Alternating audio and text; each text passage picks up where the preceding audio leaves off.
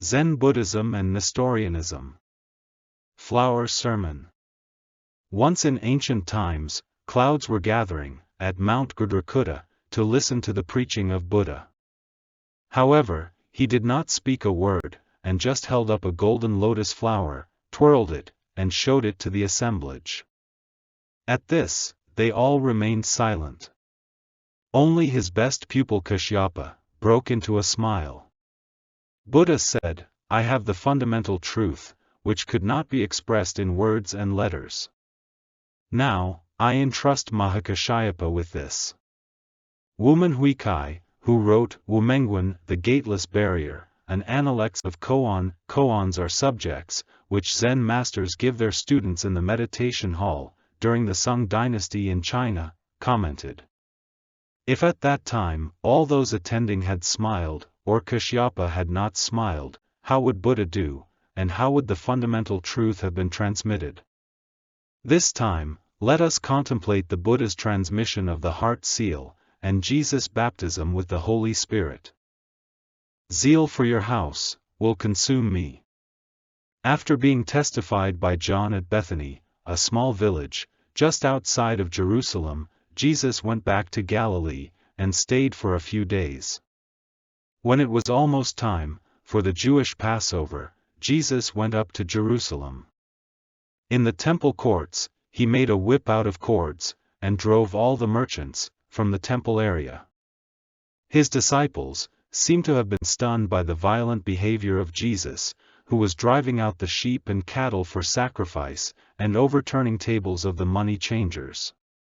Citing a passage, David's zeal for your house, the house of God, will consume me, David, from Psalm chapter 69, verse 9. The Gospel of John implies that disciples noticed, albeit vaguely, that Jesus' zeal for the house of God would consume Jesus. In other words, his fate of the crucifixion was stated at that time. Gospel of John chapter 2, verse 17. However, it was after the death of Jesus, and not at this time, that his disciples realized that the crucifixion had been chosen by Jesus himself as the way to reveal the essence of the baptism of the Holy Spirit. That is, the spiritual rebirth, through sublating one's flesh to the world, according to the Gospel of John chapter 2, verse 22. People believe in his name. Witnesses of the violence in the temple courts were not only his disciples. People who saw Jesus acting violently on the day of the most important festival for the Jews recognized that Jesus was performing miraculous signs, and believed in his name, according to the Gospel. Gospel of John chapter 2, verse 23. The population of Jerusalem doubled during the Passover feast, because the Jews flocked to Jerusalem, not only from all over Israel, but also from abroad. These people did not believe in his flesh, but in his name, the Spirit of truth.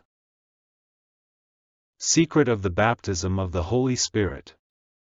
However, Jesus would not entrust himself to them, says the Gospel. Because he knew all men. He did not need man's testimony about man, for he knew what was in a man. Gospel of John chapter 2, verses 23 to 25. This, exactly is the secret of the baptism of the Holy Spirit, that the Gospel of John tells us. Though a man of flesh and blood is covered with sins and blind passions, he has had the Holy Spirit since the creation of the world. Jesus knew it, without man's testimony. Thus he did not need to entrust his Holy Spirit to men. It may be mentioned here that the New International Version of the Gospel is using the past tense of will, and says, but Jesus would not entrust himself to them. Therefore, we know exactly that Jesus not only did not entrust himself to them, but also would not entrust himself to them forever. However, the King James Version simply says, but Jesus did not commit himself unto them. He does not give to us as the world gives. What is baptizing with the Holy Spirit? Jesus did explain in chapter 14 of the Gospel of John as follows. Peace, I leave with you, my peace, I give you. I do not give to you, as the world gives. Do not let your hearts be troubled, and do not be afraid. Gospel of John chapter 14, verse 27. The words, I do not give to you as the world gives, provide the key to solve the question, what is baptizing with the Holy Spirit? Then, how does he give it to us? Jesus, in the Gospel of John, preached as follows. When he, the Spirit of truth, comes, he will guide you into all truth. He will bring glory to me, by taking from what is mine, and making it known to you. All that belongs to the Father is mine. That is why I said, the Spirit will take from what is mine, and make it known to you. Gospel of John chapter 16, verse 13 to 15. Because, in the beginning was the Word, Logos. Gospel of John chapter 1, verse 1. All things had been condensed into the Logos, and Father and Son had been also one, at the immemorial. The original text of Q source, that the author of the Gospel of John referred to here, should be the following description of verse 88 of the Gospel of Thomas. Jesus said, the messengers and the prophets will come to you, and give. The original text of Q source, that the author of the Gospel of John referred to here, should be the following description of verse 88 of the Gospel of Thomas. Jesus said, the messengers and the prophets will come to you, and give you what belongs to you. You, in turn, give them what you have, and say to yourselves, when will they come, and take what belongs to them? Gospel of Thomas verse 88. The Gospel of John describes Jesus' role as Messiah in a roundabout way. In contrast, the Gospel of Thomas's expression is very concise. That is to say, what the Spirit of truth will give to us, has belonged to us, from the beginning. Therefore, when we are baptized, also depends on ourselves, or when we are prepared. In reference. Sermon from the Womenguan Gateless Barrier, Case 6, Buddha holds up a flower. Once in ancient times, when the world-honored one was at Mount Grdhrakuta, he held up a flower, twirled it, and showed it to the assemblage.